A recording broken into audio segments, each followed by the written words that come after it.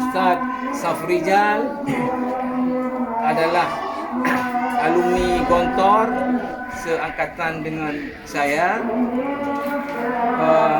Selanjutnya beliau sejak dibuka pesantren Al-Manar tahun 2001 sudah bergabung sama kami, Ustaz Syarifuddin, Ustaz Ikram dan yang lain-lain untuk mengabdi di Al-Manar sampai beliau pernah menjabat pimpinan di dalam pesantren Al-Manar yang saya dari awal di luar.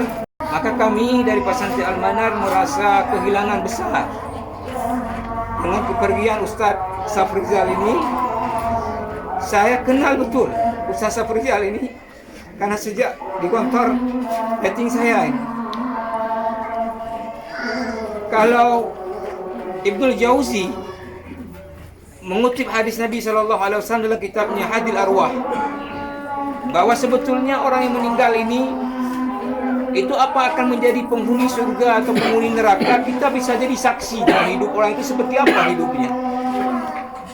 Maka saya salah satu saksi bahwa Ustaz Safrizal ini adalah ahli surga. Orang yang tidak pernah, mungkin boleh tanya siapapun dari alumni Gontor atau Ustaz di Al-Manar yang pernah ada masalah, beliau tidak pernah berbenturan dengan siapapun dan tidak pernah ada yang mengganggu apapun orang lain dalam hidupnya. Ya hanya saja mungkin beda dengan saya, beliau bukan orang mimbar dan kemudian tidak mumpuni lagi di bidang kita kuning. Tetapi juga pengabdiannya untuk Al-Manar luar biasa. Saya sampai mengacungkan jempol beliau itu ketika masih muda. Sebagai pimpinan Al-Manar itu sanggup kerja sampai jam 4 malam, tidur setengah jam, kemudian subuh bangun lagi, bangun anak-anak. Ini Ustaz Safrizal adalah kehilangan besar bagi kami Al-Manar, yang tentunya kita semua memang tidak bisa menolak.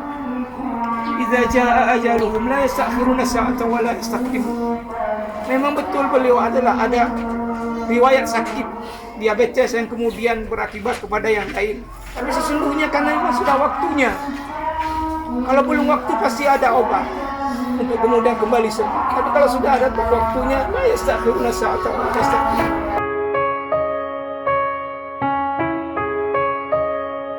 Selesai